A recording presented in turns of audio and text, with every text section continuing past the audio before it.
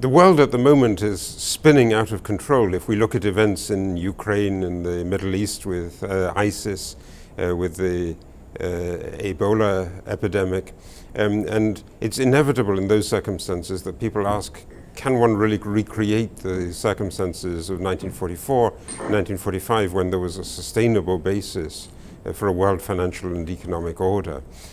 But I think one of the elements of the Bretton Woods Compromise is really very, very hard to reproduce, and that was that there was a fundamental agreement before the conference took place about the liberalization of trade. And that was the result of the bilateral US-UK negotiations during the war. And the US basically imposed a trade opening on the UK.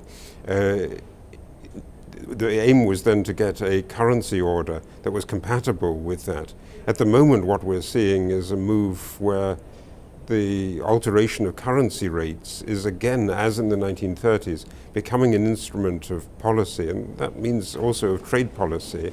And it's really, really hard to think of the circumstances in which that opening that was done 70 years ago can really be reproduced in order to make it impossible for countries to use their currencies as an instrument of trade policy, of a war against all in trade policy terms.